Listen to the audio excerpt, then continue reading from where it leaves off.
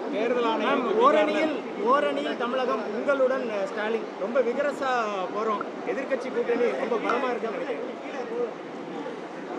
இல்லை, எங்களுடைய கூட்டணி திராவிட முன்னேற்ற கழகத்தின் கூட்டணி மிக பலமாக இருக்கிறது. அதே நேரத்திலே ஓரணியில் தமிழ்நாடு என்று மக்களோடு ஒரு கூட்டணியை முதலமைச்சர் அவர்கள் உருவாக்கி இருக்கிறார்கள். அதுவும் மிக சிறப்பாக மிக பல வாய்ந்ததாக உருவாகி கொண்டிருக்கிறது. பீகார்ல வெளிநாட்டு வாக்காளர்கள் நிறைய இருந்ததாகவும் அதை கண்டுபிடிச்சிருக்காங்க. இப்போ அதுக்கு லாலு பிரசாத் யாதவ் மகன் கடந்த 3 தேர்தல்களில் இது போன்று தான் பாஜக கூட்டணி வெற்றி பெற்றிருக்கிறதா சொல்லியிருக்காங்க. இல்லைங்க, எல்லா தேர்தல்களையுமே வாக்காளர் பட்டியலிலே குழப்பங்களை செய்து பூனேயில் கூட ஒரே பில்டிங்கில் கிட்டத்தட்ட 5000 பேர் புதிய வாக்காளர்களை இணைத்து, டெல்லி தேர்தலில் இதே மாதிரி குழப்பங்கள், மகாராஷ்டிராவில் அப்படின்னு சொல்லி புதிய இருக்கக்கூடிய வாக்காளர் பட்டியலிருந்து பல வாக்காளர்களை வெளியேற்றி நியாயத்திற்கு புறம்பாக புதிய வாக்காளர்களை அந்த பட்டியலில் கொண்டு சேர்த்து தான் பல வெற்றிகளை பாஜக பெற்றிருக்கிறது என்பது தெள்ள தெளிவாக பல தலைவர்கள்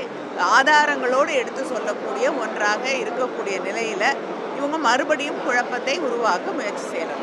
25 லாக்அப் டெத்துக்கும் நிவாரணம் தருவீங்களான்னு சொல்லி தமிழக வெற்றி கழக தலைவர் கேட்கிறாங்க. எப்படி பார்க்குறீங்க அவரோட விமர்சனம்? இல்லைங்க, ஒரு திரைப்படம் அப்படிங்கிறது மக்களுக்கு பல செய்திகளை சொல்லக்கூடிய ஒன்று. சில நடிகர்கள் அவங்க நடிக்கக்கூடிய திரைப்படங்களில் லாக்அப் டெத்தை நியாயப்படுத்தக்கூடிய வகையிலே நடித்துவிட்டு இன்னைக்கு புதிதாக அரசியலிலே காலடி எடுத்து வைத்தவுடன் அவங்களுக்கு மக்களுக்கு மீது அக்கறை இருக்கும் பொழுது